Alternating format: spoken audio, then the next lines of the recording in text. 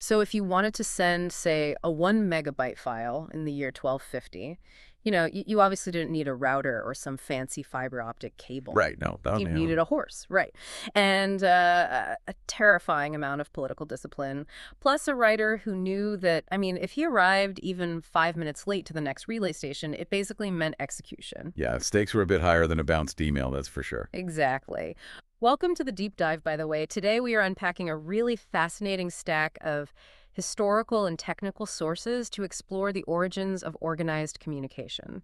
Because, when you look at the internet today, there's this pervasive illusion of weightlessness, right? Oh, absolutely. The cloud. Right, the cloud.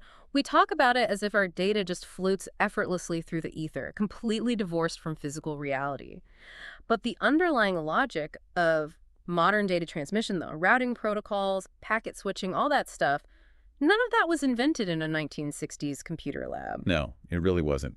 It was forged over thousands of years, literally in the mud and dust of the world's earliest postal networks. Right. And that's the mission for today. We're going to see how ancient relay stations basically set up the exact routing protocols that your digital packets are using right now. And later you'll find out how a simple 19th century postage stamp totally revolutionized data access. So, okay, let's unpack this. Where do we even start? Well, to understand the architecture of the internet you use today, you really have to look past the electrical engineering. You have to focus on the fundamental problem that, humanity has been trying to solve since basically the dawn of empire. Which is what exactly? How do you move information faster than the speed of human migration? Because for the vast majority of our history, the message and the physical messenger were inextricably bound together. Right, you couldn't separate the idea from the guy carrying it. Exactly. The speed of data was literally the speed of biological travel. You had to physically move atoms to transmit bits. And the very first technology utilized to bridge that gap was just the human runner. Which brings us to the ultimate biological network. I mean, we always hear those legendary, super romanticized accounts, right? Like Pheidippides running from Marathon to Athens to deliver military intelligence. Sure, the classic heroic sprint. Yeah, but heroic one-off sprints don't scale. If you're trying to actually govern an empire, you can't just hope a really fast guy happens to be around. You have to institutionalize it. You do. And the Aztec Empire in Mesoamerica is a great example of this. They developed this highly structured courier network manned by runners known as the Panani. Right, the Panani. Yeah, and they were stationed at intervals along the roads leading right into Tenochtitlan. They effectively acted as biological relay nodes. And they transmitted military intelligence, obviously. Yeah. But they also moved physical luxury goods. Oh, wait, really? Like what? Like fresh fish. They could get fresh fish from the Gulf of Mexico right to the emperor's table in a matter of days. It completely bypassed the limitations of regional geography. That is wild. So they were basically using an intelligence network for like high-speed Uber Eats. Basically, yeah. The Pinani showed early on that a network designed for data can seamlessly adapt to physical logistics. But if you want the most sophisticated iteration of the human relay system, you have to look at the Inca Empire. Right, because of the terrain they were dealing with. The geographic friction was just staggering. I mean, they were trying to maintain state cohesion across the Andes Mountains. You're talking about navigating vertical ascents, deep ravines, extreme altitudes. And no wheeled vehicles, right? Or horses. No wheels, no horses. Their solution was the Chasqui runners, who operated along this crazy network of paved mountain roads and rope bridges. Yeah, the physical endurance there is just insane. But the real engineering marvel to me wasn't the runner, it was the data payload itself. Because they weren't just running up a mountain shouting a verbal message, they were carrying the Khipu. Ah, yes, the Khipu. For those of you listening who haven't seen one, a Khipu is this intricate system of knotted cords. It functioned as a highly dense, tactile data storage medium, and it wasn't just random knots either. No, it was incredibly precise. It utilized a base 10 mathematical system. So the position of a knot on a specific cord actually determined its numerical value ones, tens, hundreds. And the colors matter too, right? Yeah, the color of the cord might indicate the type of commodity they were counting. So one color could be a census of fighting-age men in a newly conquered valley, and another might be the inventory of a grain storehouse. It's essentially an Inca Chasqui runner carrying a physical, natively encrypted thumb drive across the Andes. That is exactly what it is, because the information was encoded in this really specialized tactile format. It required a trained knot reader, a kupu kameak, to decipher the data. So if someone intercepted it, it was basically useless to them. Completely useless. Yeah. A Spanish conquistador or a rival tribe could physically ambush a runner, hold the Khipu right in their hands, and still have absolutely zero access to the intelligence. The medium provided a built-in layer of cryptographic security. Right, so you have the physical packet, but you lack the cultural decryption key. That is brilliant. But humans are still bound by terrestrial friction, right? Rivers flood, mountain passes get blocked by snow, enemies build walls. Exactly. Terrestrial infrastructure has hard limits. So to bypass that entirely, early network engineers had to look up. They had to tap into the avian network. Homing pigeons, which is a massive leap in data transmission capability. It really is. Mm-hmm. Homing pigeons offered a highly specialized point-to-point communication channel. You see them used as early as ancient Egypt and the Roman Republic, mostly for moving high-value, time-sensitive intelligence. But the real systemic value really kicks in around the 19th century, right? Oh, yeah. The Rothschild banking family famously maintained massive pigeon lofts across Europe because they understood that financial markets are entirely dependent on information asymmetry. Right, knowing something before the other guy does. Exactly. If a Rothschild agent in Paris could transmit the outcome of some major geopolitical event back to London, even a few hours before the official government couriers got there, the family could execute arbitrage and literally make a fortune. Which is exactly what Paul Reuter did with his global news empire, isn't it? Yes. Paul Reuter built his whole business on that exact premise. Before the telegraph lines were fully connected across Europe, there was this notorious physical gap between the telegraph terminus in Aachen, Germany, and the one in Brussels, Belgium. The dreaded network dead zone. Right. And Reuter didn't wait for the infrastructure to catch up. He deployed a fleet of over 40 carrier pigeons just to bridge that gap. He was physically transmitting market prices across the border faster than the trains could carry the physical newspapers. So if we look at the homing pigeon as a network protocol, it's optimized purely for latency. I mean, a pigeon can fly straight over an advancing army or a collapsed bridge, no problem. Yeah, the latency is incredibly low, but the trade-off is this catastrophic restriction on bandwidth. Your payload capacity is limited to a few grams.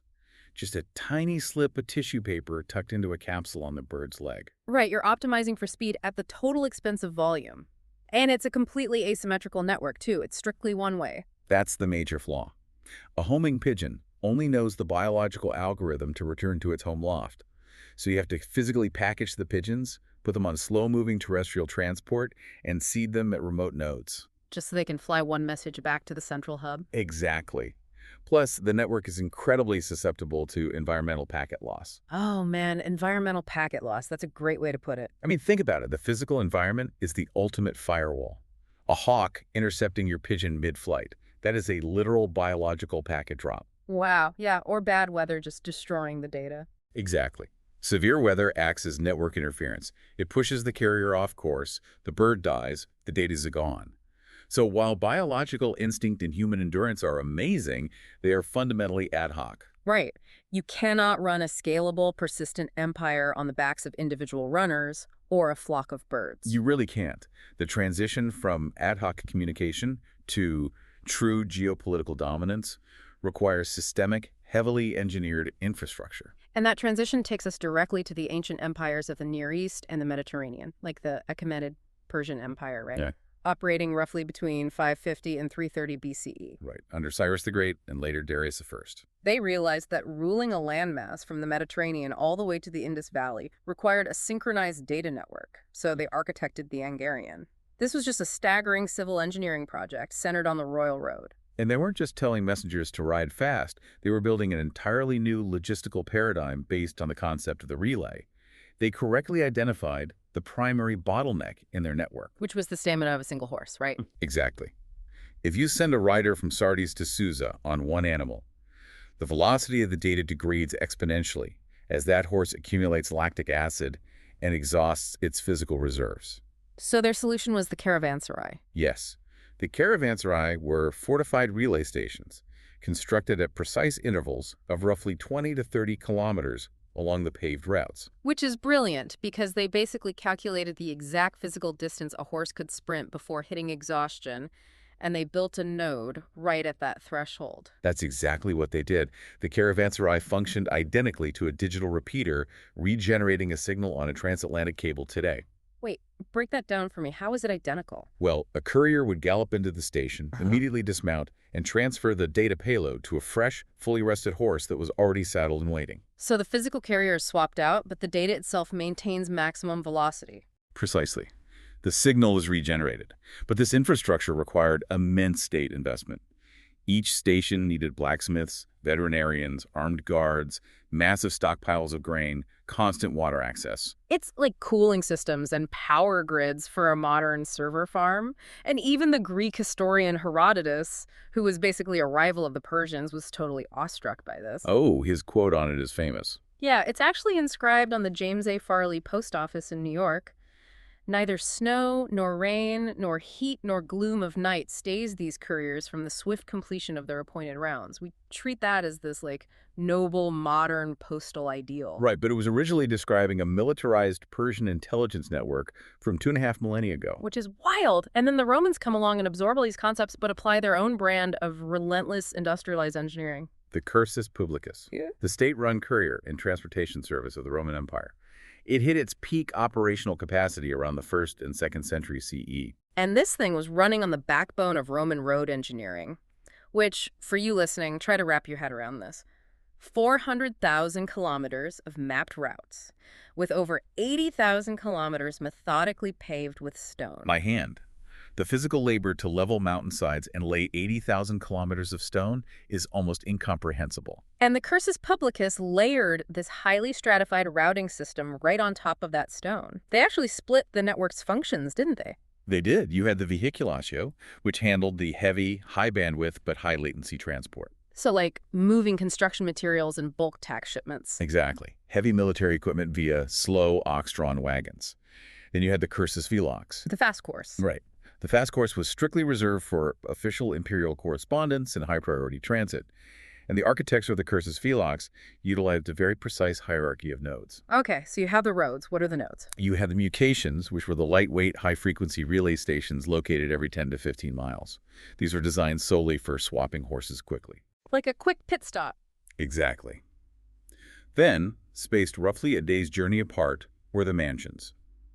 These were heavy infrastructure nodes. Fortified complexes providing overnight lodging, advanced farrier services, and secure storage for sensitive state documents. So, hearing about this massive Roman infrastructure, a logical assumption for you or me might be that this connected the empire socially, right? Like, if I'm a merchant in Rome or a civilian in Gaul, could I leverage this Cursus Publicus to send a letter to a trading partner? Oh, absolutely not. The civilian population was completely firewalled from the network. So no public access at all? None. The Cursus Publicus was designed entirely as a mechanism of state control. The Romans understood early on that controlling the flow of information is identical to controlling the territory itself. So who's actually using it? Provincial governors reporting back to the Senate, generals coordinating legion movements, and heavily by the frumentary, the Roman military intelligence and secret police apparatus. If a civilian attempted to use the relay horses, the penalty was severe. So it functioned exactly like a strictly enforced top-secret military intranet, like the early days of ARPANET. To even interact with the system, you needed an access token. Yes, the diploma. It was a physical credential, usually a heavy bronze tablet or sealed parchment, issued directly by the emperor or a designated magistrate. And without that diploma, you're not getting a horse. Exactly. A rider couldn't requisition a horse at a mutatio without it. The station masters were under strict orders to verify the credential before granting network access. It was the ancient equivalent of an encrypted military login. It ensures that only authorized packets of data consume the state's very expensive bandwidth. Right. So we have the Persians and Romans building these massive closed loops of imperial control in the West. But the absolute theoretical limit of the physical relay protocol, like the fastest any human beings moved data before electricity was actually achieved in the East, wasn't it? Yes. Imperial China had been iterating on postal networks for millennia with their Yizan system. But the true paradigm shift happens in the 13th century under the Mongol Empire. Genghis Khan and the Yam system. Exactly. When the Mongols conquered China and established the Yuan dynasty, they fused their nomadic mastery of horse cavalry with a heavy bureaucratic infrastructure of the Chinese Yizan. And that created this super network spanning Eurasia. We're talking 200,000 to 300,000 kilometers of strictly maintained routes. The scale is one thing, but the velocity is what defies belief. Marco Polo served in the court of Kublai Khan and extensively documented the Yam. Right. And the numbers he gives are just wild. He reported that imperial dispatches, the highest priority data, were traveling 250 to 300 miles in a single 24-hour period. That is over 12 miles an hour, continuously, across mountains, deserts, aggressive climate zones. I mean, the biological limitations of horses and men make that metric seem borderline fictitious. It does. It requires a suspension of modern assumptions about medieval capabilities. But they achieved that 300-mile-a-day metric through absolute ruthless protocol discipline. Because the Yam was a militarized environment. Highly militarized. Delaying an imperial dispatch or even failing to maintain a relay station to exact specifications was frequently punished by death. Talk about an SLA, right? A service-level agreement where the penalty is execution. Yeah, it kept the latency very low. And to maintain that velocity, they systematically eliminated latency at the node level. They achieved this by issuing the rider's physical hardware, a belt of heavy bells. Wait, bells? How does that reduce latency? Well, as a courier approached a relay station at a full gallop, the station master would hear the bells from miles away. This acted as a physical ping. It alerted the node that an incoming packet was arriving. Oh, wow. So the bells literally eliminate the buffer time. Exactly. By the time the rider physically crosses the threshold of the station, the next horse is already saddled, fed, and standing in the road. The courier just leaps from one saddle to the other, transfers the physical pouch, and the data continues its trajectory with virtually zero delay. Zero delay. They optimized every variable. For high-density, localized routing around major cities, they used highly conditioned foot runners wearing specialized belts of bells. For overland routes, horse relays, they even integrated the vast Chinese canal system using boat relays. So the Yam really represents the absolute pinnacle of physical packet switching. It does, but there's a catch. There always is. The heavy reliance on centralized state power reveals the critical vulnerability of these systems. Right, because the Cursus Publicus required the immense tax revenue of Rome to pave those roads, and the Yam required the military terror of the Mongol horde to enforce the protocols. Exactly. So what happens when the state treasury goes bankrupt or the empire fractures under civil war? The physical infrastructure of the network collapses with it. Like when the Western Roman Empire fell. That essentially triggered a massive infrastructure outage across Europe. A continent-wide outage.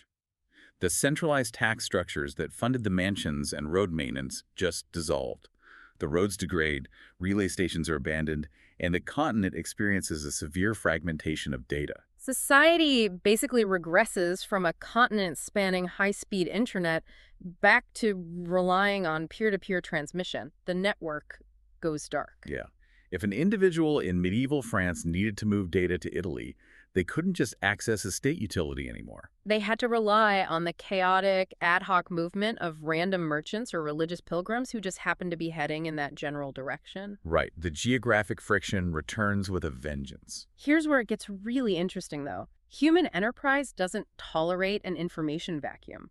When the main ISP Rome goes down, disparate communities are forced to build their own localized peer-to-peer mesh networks just to keep data moving. Exactly. 3 distinct, heavily siloed networks emerged from the ruins. Let's break those down. The first one is driven by theology, right? Right. The monastic orders. They operated widely dispersed abbeys across harsh European terrain, and they needed to maintain ideological cohesion, so they established dedicated courier routes using monk messengers. And they aren't moving tax data. No, they're carrying copied manuscripts, administrative letters, theological debates. It was a closed, localized network designed to preserve data integrity during widespread instability. Okay, so the monks are preserving theological data. But the academic class was dealing with a different logistical nightmare, because you have these early European universities popping up: Bologna, Paris, Oxford, creating dense hubs of intellectual capital. But a university isolated from peer review stagnates. Yeah. So the academic institutions developed their own routing protocols, the Cursus Universitatis. They set up dedicated messenger systems to share curricula, debate philosophy, and synchronize scientific discoveries across borders. Right, so you have the monks' theological network and the academic scientific network. But the most aggressive push to bypass the state infrastructure actually came from the commercial sector. Because in the late Middle Ages, you see the rise of massive merchant guilds and transnational banking families like the Fuggers of Augsburg and the Medici of Florence. And for these entities, communication wasn't just about sharing ideas. It was the fundamental basis of their economic survival. Right. The merchants were operating on a simple premise: information is alpha.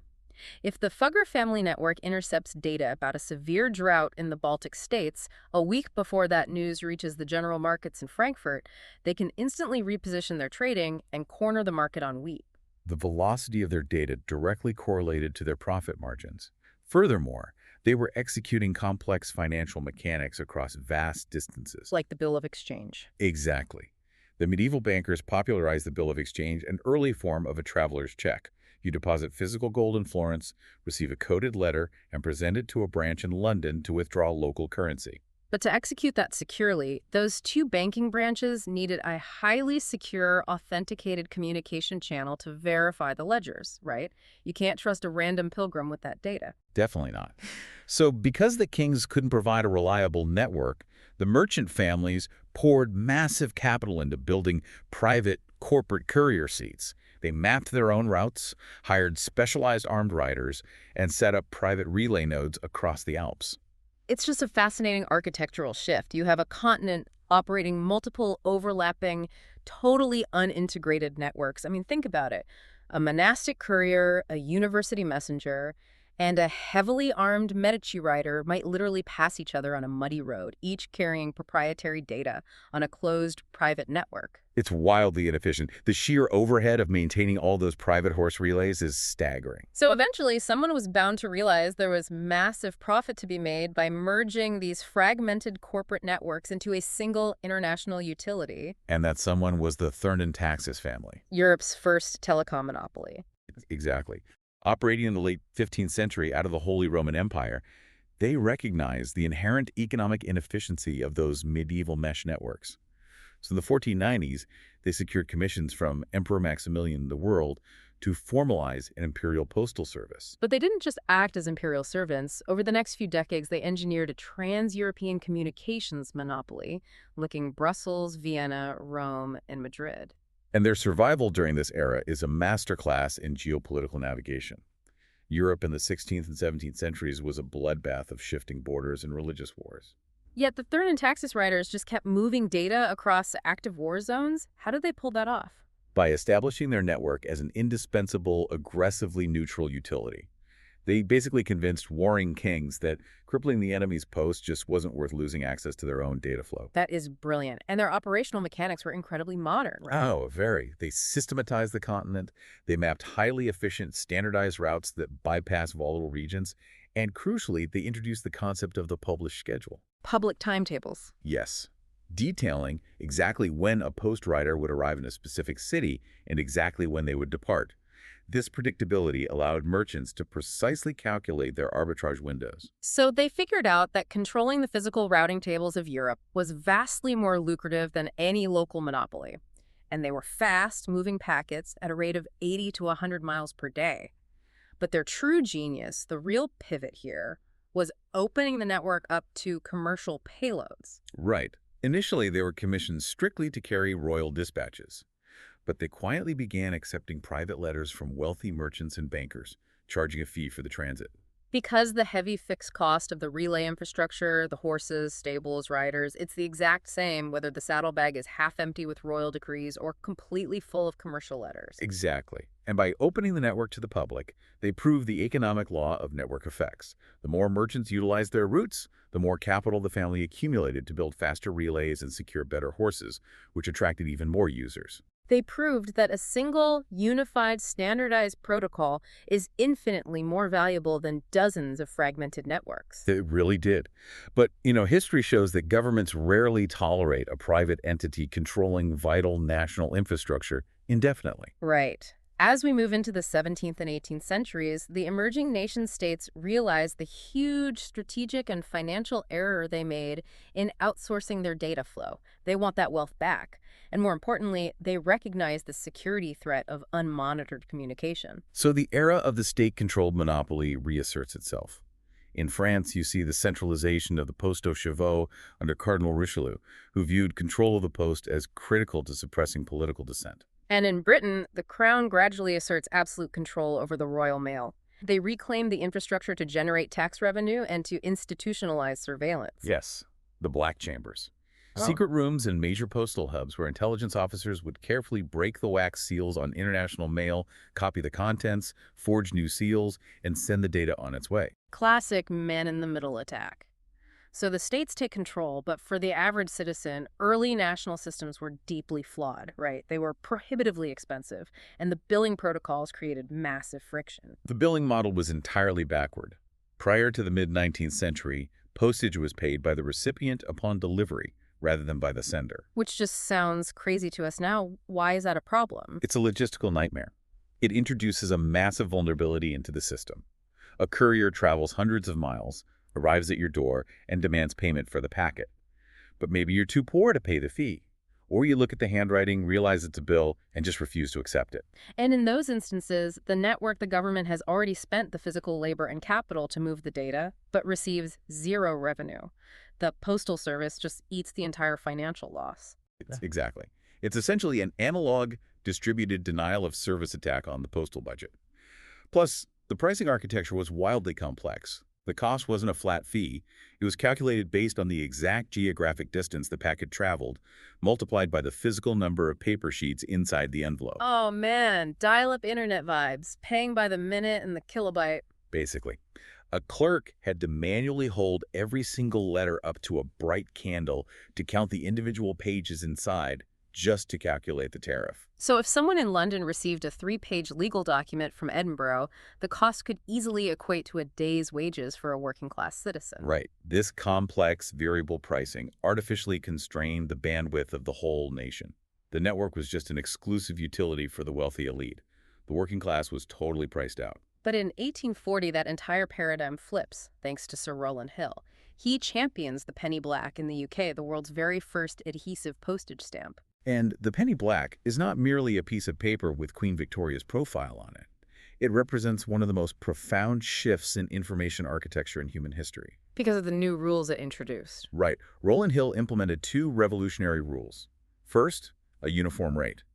The cost to transmit a 1/2 ounce packet would be exactly 1 penny, regardless of whether it was traveling 5 miles across London or 500 miles to Scotland. He flattened the network topology, he averaged out the transit costs, realizing the bureaucratic friction of calculating distance was more expensive than the actual transport. Exactly. And second, he flipped the billing architecture. The transit fee had to be prepaid by the sender. You buy the stamp, stick it on the packet to prove payment, and drop it into the network. The recipient pays absolutely nothing. This is what I meant by the dial-up analogy earlier. The penny black was the 19th century equivalent of introducing an unlimited, flat-rate broadband subscription. The moment you remove the friction of unpredictable costs, the volume of data generated by the public just explodes. The democratization of data transmission had immediate, sweeping societal impacts. Within a year, the volume of mail moving through the UK system more than doubled. It drove social cohesion, letting families scattered by the Industrial Revolution stay in touch, and it gave people a massive incentive to learn to read and write. Exactly. For the first time, universal literacy granted the working class direct access to a national communication network. And we see this exact same philosophy using subsidized communication to build a nation deploying across the Atlantic in the United States. Benjamin Franklin's early work laid the foundation for the U.S. Post Office Department. And they didn't just see it as a business. They saw it as a critical civic artery. As the U.S. expanded westward, the federal government heavily subsidized the Postal Service to ensure remote frontier outposts remained connected. Because they understood that a nation is defined by its shared flow of information. They funded stagecoach lines, the Pony Express, the transcontinental railroads. The postal contracts paid for the rails that unified the continent. The network literally built the country. It's incredible. Okay, so we've mapped this massive timeline. Runners projecting military power, merchants building private mesh networks, flat rate protocols, democratizing ideas. But what does a physical piece of paper on a stagecoach have to do with the digital internet?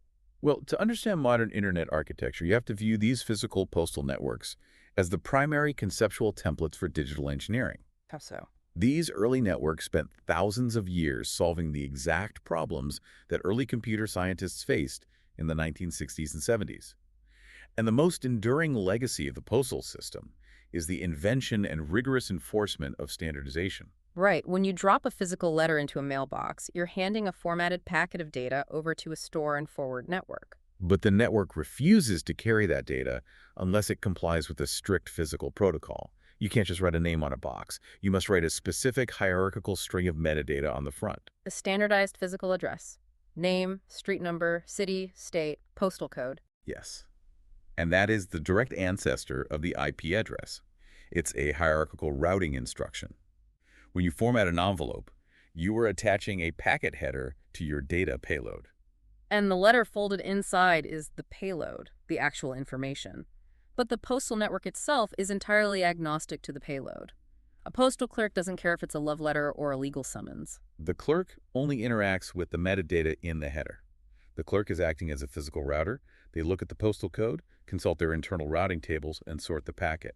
Address says California, route to the westbound rail bag. Oh. They're executing an algorithmic instruction based solely on the standardized header. Exactly. Furthermore, the mechanism of moving that packet relies on the exact same physical logic established by the Persian caravanserai and the Roman mutations. Wait, the relay station? Yes. Digital data traveling down a fiber optic cable is bound by physics.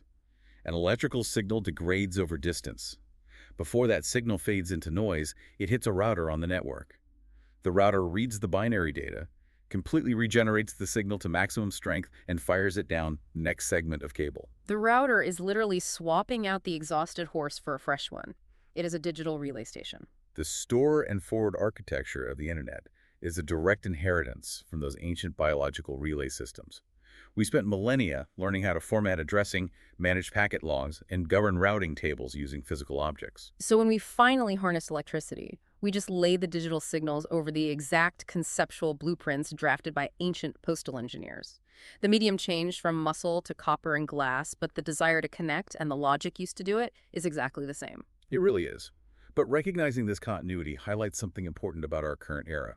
The illusion of a weightless, frictionless digital world is a dangerous misconception.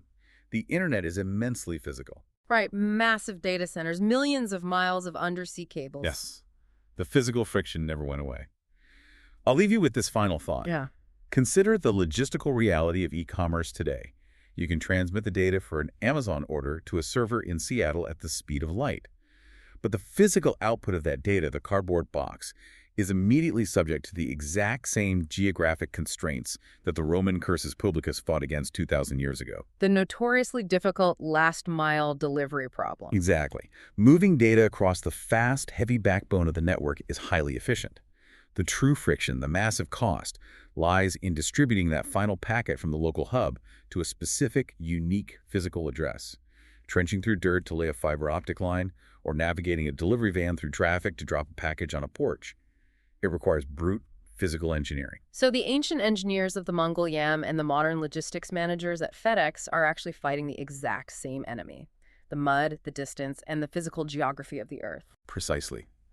No matter how advanced our technology gets, we are still fundamentally trying to solve the ancient problem of bridging the physical gap between two human beings. The mud and the sweat are still there, right under the ethereal cloud. Wow.